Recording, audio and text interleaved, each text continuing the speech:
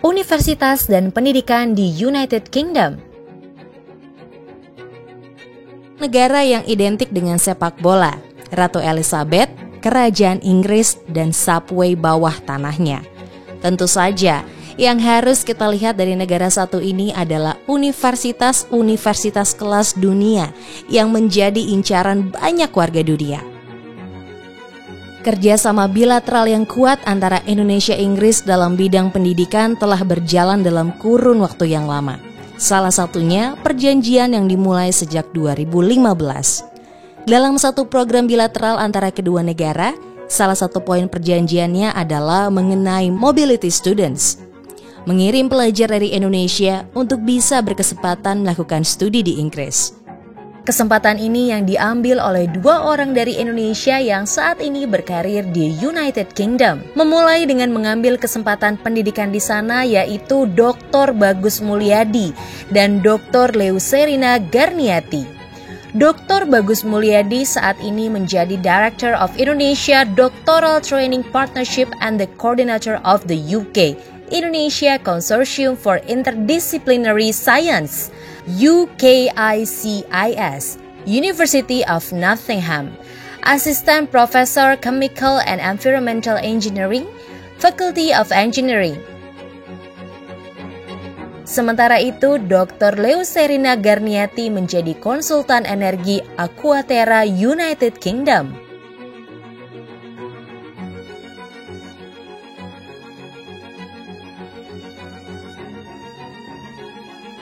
Kenapa UK?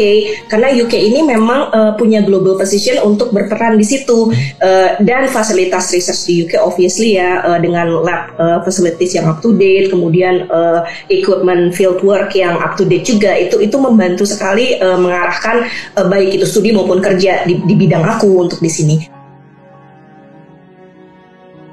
Waktu itu setelah kerja selama 2 tahun ada kesempatan untuk ngambil MSc Environmental Science di University of Aberdeen. Jadi itu yang aku ambil dan untung banget sih ngambil ke situ karena project thesis waktu itu which is Environmental Impact Assessment of Bioenergy Crops untuk Europe, dan itu yang akhirnya memberikan aku kesempatan untuk kerja di sini jadi research assistant di RGU waktu itu. Saat kerja jadi research assistant itu aku dapat kesempatan untuk scholarship PhD.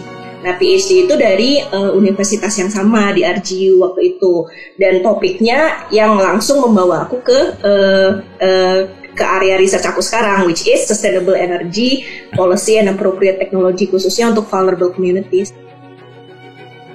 Pada waktu itu sebenarnya susah ya, karena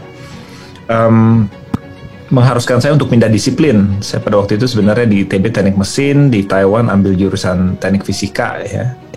Dan periset pertama kali itu, pekerjaan sebagai periset itu datang dari Departemen Matematik, Mas. Pada saat itu ya sudah mulai tercetus di benak saya untuk melanjutkan karir di bidang akademik, dan kesempatan datang ke London, ke Imperial College pertama kali setelah dari Perancis di Departemen Ilmu Bumi. Jadi saya harus pindah lagi disiplin. Nah, dari Imperial College itu portfolio riset sudah mulai baik, sudah mulai beragam, dan orang sudah berpikir bahwa ini portfolio saya sudah bisa menjadi seorang asisten profesor yang notabene adalah karir dengan kontrak yang tetap gitu ya. Okay. Barulah jadi asisten profesor di Nottingham tahun 2017. Jadi sebenarnya research area aku ini core skills aku ada di tiga hal. Jadi action research itu melakukan research sambil menginstigate perubahan di saat yang bersamaan. Kemudian yang kedua policy development, dan yang terakhir itu industry application dari energi terbarukan. Nah, energi terbarukan ini fokus area aku memang untuk vulnerable communities dan remote communities. Kalau diaplikasikan globally di developing countries termasuk Indonesia itu banyak terletak di coastal communities. Salah satunya yang kami riset adalah aplikasi dalam dunia oil and gas. Gimana caranya supaya minyak itu bisa lebih gampang diekstraksi ke atas. Tapi juga panas bumi gitu, energi panas bumi, bagaimana caranya supaya bisa disempurnakan, diambil panasnya tanpa merusak lingkungan dan lain sebagainya. Dan terutama untuk Indonesia kaitannya kan sangat relevan, Mas, karena Indonesia itu banyak mungkin yang belum tahu ya, karena Indonesia itu punya hampir 50% cadangan panas bumi dunia sebenarnya. Secara internasional, Inggris telah dikenal unggul dalam bidang penelitian, baik dari sisi ilmiah maupun inovasi. Hal ini dibuktikan dengan revolusi industri pada abad ke-18. Penggunaan teknologi sederhana dengan memanfaatkan manusia dan hewan beralih menjadi mesin. Begitu pula dengan kehadiran World Wide Web yang ditemukan oleh ilmuwan Inggris di tahun 1990.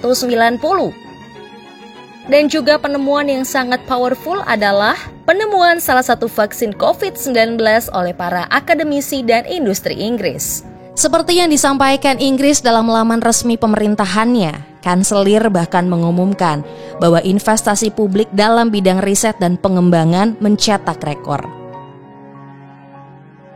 Tidak sampai di situ saja, pemerintah Inggris berkomitmen akan meningkatkan investasi dalam riset pengembangan hingga 2,4% dari pendapatan domestik bruto negaranya pada 2027 mendatang.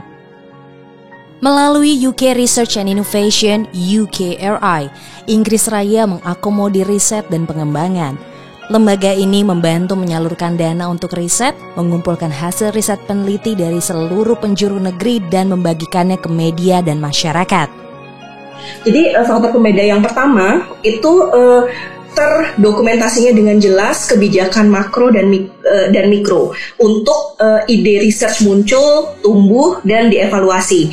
Itu jelas terdokumentasi dan prosesnya ada. Kemudian implementasi dari hal tersebut di level nasional maupun secara organisasional atau di research team sendiri itu terlihat betul dengan adanya prioritas dan dipastikannya human capacity available.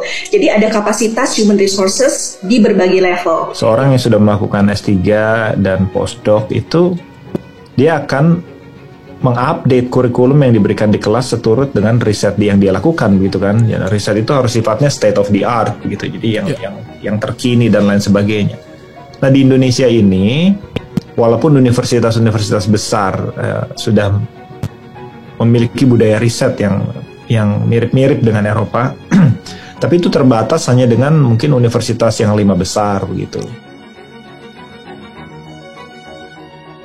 Well, science diplomacy, British Council is the best pokoknya kalau untuk itu. Karena aku ngerasain sendiri dari awal kerja untuk Indonesia itu aku selalu dapat input ya dan advice yang betul-betul praktikal dan sangat applicable untuk situasi bidirectional knowledge transfer ini. Jadi point of reference aku consulting dengan British Council dan tim di embassy UK Embassy di Jakarta itu benar-benar deh mereka dari sisi policy, kemudian dari sisi funding support, kemudian juga dari sisi practical linking dengan Indonesian Institute itu mereka betul-betul membantu. Ya kalau dari sisi aku science diplomacy untuk Indonesia melewat UK Indonesia Channel seperti itu primarily. Sampai saat ini sih aku masih mencari platform yang bisa mengakomodate orang-orang model aku begini yang di luar tapi pengen ke Indonesia, kerja untuk Indonesia. Selama ini kan hanya lewat organization to organization atau groups of organization. Sebenarnya di dunia apalagi post-COVID ini ya, sebenarnya physical presence itu kan nggak terlalu relevan sebenarnya. Dan membantu itu sebenarnya nggak harus lantas secara fisik berada di Indonesia. Jadi yang paling penting itu adalah membantu dengan cara mempengaruhi institusi dan negara di mana kita berada untuk membawa serta riset dan kesempatan kolaborasi dari tempat kami berada ke Indonesia seperti itu. Kalau sayanya di Indonesia ya saya nggak mungkin bisa melakukan itu. Gitu. Dengan adanya saya di institusi di Nottingham, saya bisa melakukan itu dan kita akan bangun sebentar lagi industri pesawat listrik, Mas. Pesawat listrik di Indonesia. Nah, saya membentuk di institusi saya Indonesia Doctoral Training Partnership gitu. Jadi kami mendidik dan melatih para calon doktor dari Indonesia supaya mereka bisa pulang nanti membawa teknologi dari Inggris makin banyak gitu. Jadi selama dia melakukan jenjang S3, saya mau supaya riset dia adalah riset yang ada kaitannya dengan Indonesia seperti itu. Ada beberapa dana hibah yang dikompetisikan di Inggris kan. Salah satunya yang saya sukses dapatkan 1 minggu yang lalu adalah dana dari Global Challenge Research Fund, besarnya sekitar 4 miliar contohnya. Itu sebenarnya dikompetisikan agar riset-riset di Inggris itu apply dana hibah itu kolaborasi dengan negara-negara yang dia mau sebenarnya begitu kan. Nah yang bisa kita lakukan adalah membawa supaya 4 miliar itu ke Indonesia, bukannya ke Cina, bukan ke Meksiko, bukan ke mana-mana begitu kan. Sehingga dana ini nanti bisa dipakai untuk hire orang Indonesia, untuk diberikan secara cash gitu ya ke Universitas Indonesia, untuk supaya mereka di Indonesia ini bisa hire orang, bisa beli alat-alat riset dan lain sebagainya. Kalau orang Jawa bilangnya makso, bilang ke orang-orang yang aku kerja di sini, aku tuh interestku di Indonesia, aku pengen ngerjain ini di Indonesia, kamu bisa nggak memfasilitasi aku atau supporting, create environment di mana kita bisa jalin kerjasama dengan Indonesia. Itu upfront aku selalu bilang. Support dari British Council melalui Newton Fund itu salah satu program yang pernah kita jalankan. Itu baik melalui researcher links maupun institutional links. Kalau aku sendiri kebetulan sering bekerja di lapangan ya, jadi dengan kawan-kawan di Aceh, di Papua, di Sulawesi, itu mungkin bukan dalam sisi research in terms of changing stuff, tapi ketersediaan waktu untuk saling bantu dalam sisi mungkin mereka butuh sedikit technical assistance dan pengembangan ide awal untuk memajukan misalnya community development schemes mereka. Nah itu kita harus bisa menjaga dan mencoba membantu sebisa mungkin. Untuk Indonesia ke depan itu jelas clean technology dan low carbon technology itu yang akan dibutuhkan untuk Indonesia. Dari sisi yang belum terlalu banyak dilihat atau mungkin yang sekarang kita lihat ke depan masih ada besar skill-nya, itu irisan antara teknologi dan human factor. Kalau teknologi kan cepat sekali berkembang, tapi yang masih lagging behind itu human factor interface dengan teknologi tersebut. Ini tidak selalu berarti innovative high-end technology, tapi juga bisa teknologi yang tepat guna di level yang bisa bermanfaat secara langsung bagi pengguna. Nah, di sini human factor, irisan human factor ini bisa berupa behavior psychology, bisa berupa kebijakan, bisa berupa irisan dengan change management. Ada banyak sekali bidang studi, tapi yang saya mau tekankan seperti ini, teman-teman di Indonesia itu mungkin, apalagi yang sekarang berkutat di bidang akademisi di Indonesia, nggak terlalu berani untuk mengambil disiplin yang sifatnya interdisipliner, atau misalnya seorang fisikawan di Indonesia nggak terlalu berani untuk melakukan riset di bidang matematik atau ekonomi dan lain sebagainya. Di Indonesia itu yang harus didorong adalah riset interdisipliner sebenarnya. Jadi ciri-ciri dari masa depan, bukan masa depan lagi sebenarnya, masa kini sekarang industri 4.0 adalah sekat-sekat disiplin itu tidak terlalu terasa lagi. Yang harus difokuskan adalah problemnya, bukan disiplinnya, gitu loh. Jadi harusnya begini Mas, jadi Indonesia harus mempelajari masalah food system, masalah makanan, atau masalah kendaraan listrik. Tapi disiplin yang nggak usah disebut sebenarnya. Jadi karena food system itu nggak harus orang bioteknologi kan, bisa orang matematik juga bisa di situ, orang kimia bisa di situ, bahkan orang geologi pun bisa di situ kalau foodnya di bidang crops ya. Jadi harusnya disiplin Indonesia itu dinamai masalahnya, bukan disiplinnya. Misalnya transportasi publik. Ya. Itu ada masuk ilmu sosial di situ ya kan, untuk karena psikologis pengendara kendaraan pribadi kan sangat berpengaruh pada kemacetan. Lalu kendaraan listrik masuk di situ dan lain sebagainya. Jadi harus dibikin problem based. Kalau kita nggak bikin rencana yang radikal seperti itu, kita ketinggalan terus. Jadi negara lain udah beralih ke sistem pendidikan yang lain, kita baru ngikutin 10 tahun di belakang gitu. Menurut aku nih, yang paling penting itu sebenarnya pembentukan mindset, Randi. Jadi mindset ini ada dua sih kalau menurut aku. Yang pertama, mindset yang open. Jadi stay open minded. Jadi itu benar-benar harus kita pegang ya kalau mau berinteraksi dengan dunia internasional. tolak dengan keras dan tegas pemikiran atau pemahaman yang mengkotak-kotakan ide, mengkotak-kotakan budaya, agama, politik. Itu benar-benar harus di put aside.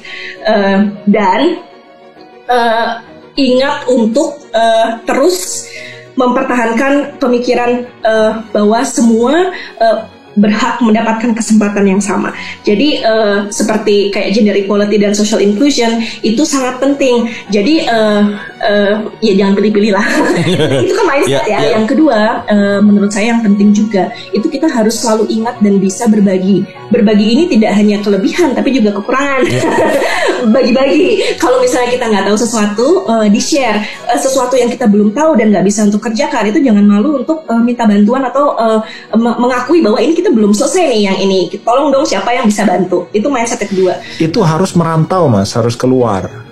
Ya, jadi harus mau ambil resiko karena koneksi itu nggak datang dengan sendirinya pada kita. Koneksi itu harus dicari. Pada waktu saya lulus S1 dari ITB dan IPK jelek, itu memaksa saya untuk mencari koneksi. Saya cari koneksi dengan cara Google yang pada waktu itu baru keluar juga. Saya Google dengan cara memasukkan kata kunci yang sembarangan gitu ya. Jadi akhirnya kenallah seorang profesor yang bisa membantu saya melakukan program S2 dan S3.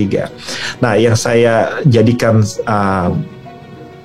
faktor terbesar dalam mendapatkan koneksi yang sangat berperan besar untuk pembangunan karir, itu adalah kemampuan artikulasi yang baik secara lisan maupun secara tertulis. Sayangnya, di Indonesia ini, pendidikan komunikasi itu dalam strata yang di bawah itu, Mas. Jadi nggak dianggap sebagai pendidikan yang penting. Seakan-akan ada hierarki dalam disiplin di Indonesia, di mana IPA itu ada di paling atas, IPS ada di bawah tuh, dan IPA pun ada strata-stratanya lagi, matematik paling atas, fisika kedua, mungkin biologi ketiga. Padahal yang sangat berpengaruh dalam karir, bahkan karir di bidang akademik, adalah kemampuan untuk mengartikulasi pikiran baik secara lisan maupun tertulis.